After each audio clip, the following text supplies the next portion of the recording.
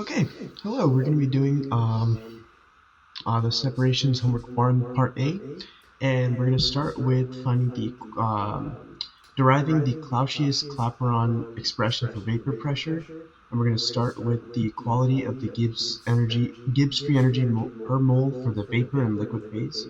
So let's start with that of a pure component. So this is a little bit of what it kind of looks like. It's kind of like a diagram what we're looking at, and here is the equality. This is just saying the change in Gibbs free energy for a vapor is the same as that of a liquid. And from here, we're going to find the general equation for the Gibbs energy. And that is the enthalpy minus the temperature times entropy. And from here, we want to look at enthalpy. So we know enthalpy is equal to the internal energy plus pressure times volume. And from here, we can just go ahead and derive these two equations. So dH equals du plus pdv plus v dp, and this is because of the product rule. So that's why we have an extra term. And then the same thing with the Gibbs energy. So I'm going to get dH minus TdS minus SdT. And from here, we're just going to go ahead and plug dH into here, and that's going to be du plus pdv plus vdp minus tds minus sdt. Ooh. And then what we want to look at is this du. So due to the first law of thermodynamics and the fact that this is assumed to be a reversible process, we can say that du equals negative, or sorry, not negative, TdS minus, I believe it would be PdV. Okay, yep, so I was right, it is this. And we're just going to go ahead and plug that in, and we can see that it kind of has a few matching terms, so just cross those out, and we get a simplified equation of VDP minus SDT, sorry for the negative down there. And then from here, we're going to apply our equality rule. So, equals, and then we're just going to plug this into here. So we get VDP minus SDT vapor equals liquid.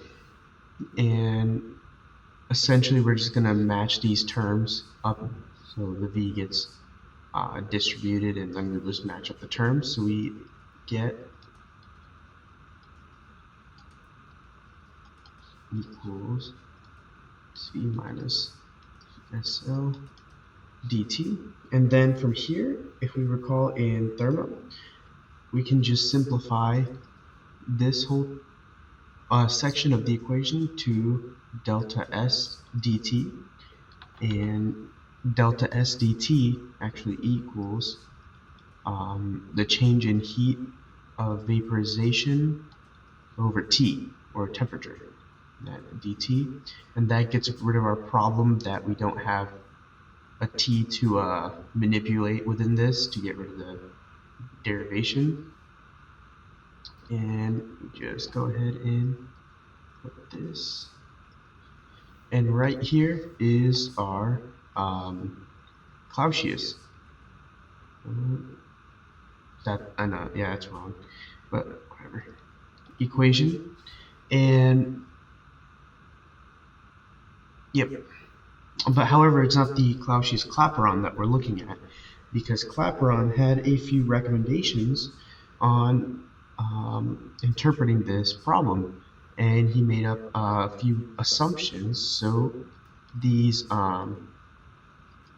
assumptions are that he said that we should look at this in the view of an ideal gas. So essentially, we're going to have a higher temperature, lower pressure, and he said to look at this equation as an ideal gas. And when we start solving this a little bit, I will go into more detail as to what that entails.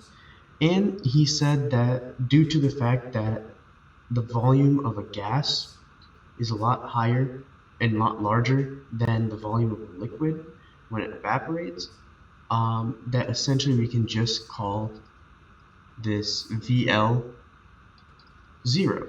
And one way to think about it is, suppose you take like a little jug of water in a sauna, you pour it over the coals, you get this giant cloud or cloud of steam. And if you make that observation, you can see the steam just fills up the room, rather where the mug of glass is just that tiny little glass. So that's kind of how I looked at it. And we're just going to make this equation. So I'll just write it here. What he wanted was this to be 0. So let's go ahead and write this. So we get V dP equals H vap over T dt. However, where did this ideal gas get applied to here? So this is going to be applied to this V, because if we recall, V equals RT over P, and this is dealing with an ideal gas. So we're just going to go ahead and substitute that in. So RTP dP equals change in vaporization dt, and we see the T right here. So we're just going to move that on over, and we get, and since R is a constant and we are going to be deriving, going to move this P, and what we get is, oh, also, I forgot a little note. Our change in heat is actually negative. So this is going to be negative H vap T squared dt. And from here, what we get is R natural log of P2 over P1, which equals negative change in HVAC over times T2 minus 1 over T1. If we just move this negative sign over, let's draw the whole equation. 2 P1. We're just going to switch over these two terms, and that gets rid of our negative sign. So right here is the Clausius-Clapeyron.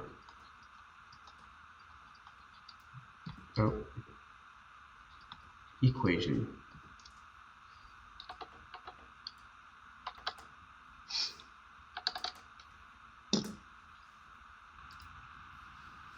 All right. So let's just go to the next step, and what we're doing is we're going to be starting from the Raoult's law, and we're going to be deriving the conditions for which the relative volatility will be constant. So let's go ahead and label what Raoult's law is.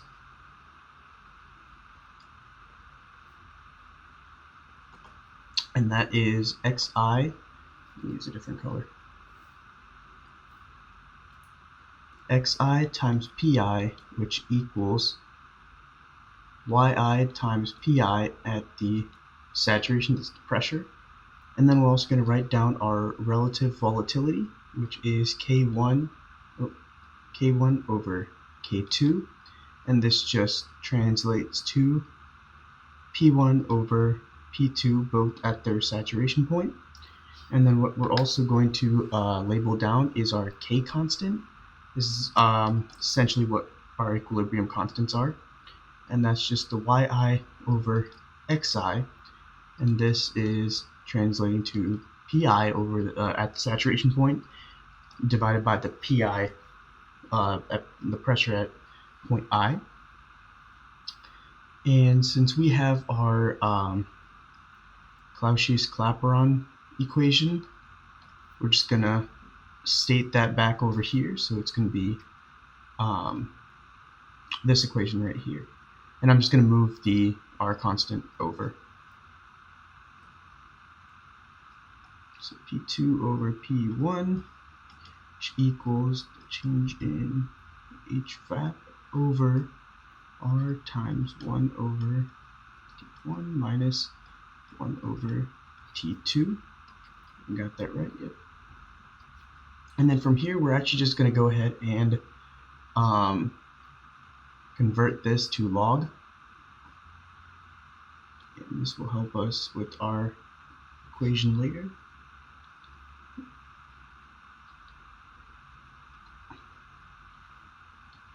T1 minus 1 over T2.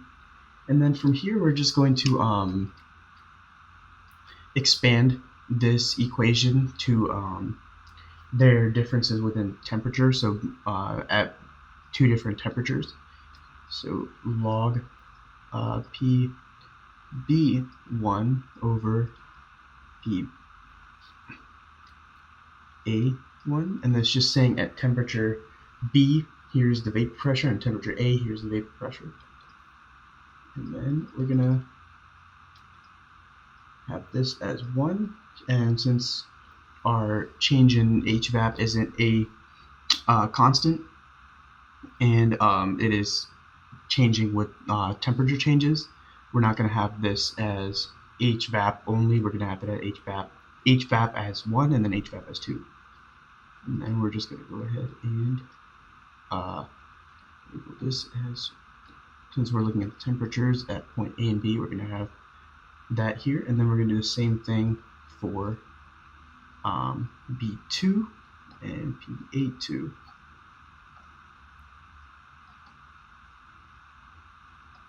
And then over R, 1 over TA minus 1 over TB. And then what we want to do here is, let's just go ahead and expand this. And by what I mean by that is, since it's log PB over log PA, for example, this just states that it is log PB minus log PA. So when we do that, and we're just going to take over the log A out here, so we have log B as independent, because that's what we're trying to search for, is the temperature B. And just going to go ahead and do that. So we have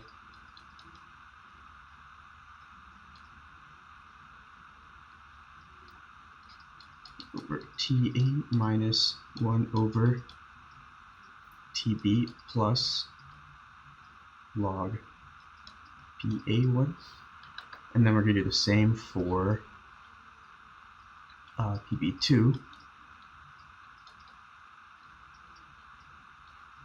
for R, 1 over TA minus 1 over TB plus log PA2. And then from here, since we have two equations that we want to keep this independent, we're just going to go ahead and contract this equation and just, I guess, subtract it over. So since we're subtracting, this is just going to be PB1 over PB2. And then here is a little bit different. We're going to have 1 over TA times the difference of HVAP 1 over R and HVAP2 over R plus the 1 over TB, and we're just going to have the same exact thing right here. HVAP1 R minus HVAP2 over R plus R log PA1 over PA2. And so what this equation basically tells us is what we're going to be cut. And what we can gather from this is that when we're looking for a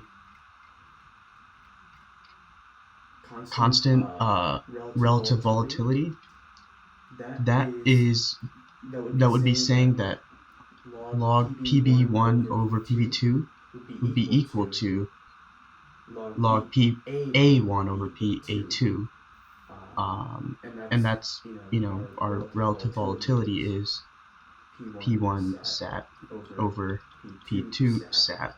So if these two are equal, then we have a constant relative volatility. However, we have two different HVAPs. These are not constants, but if they were to be equal to each other, then that would basically just have this entire thing go to 0. So then we would have our log PB1 over PB2 equal to log PA1 over PA2, and that would give us our relative volatility as constant. Thank you for watching.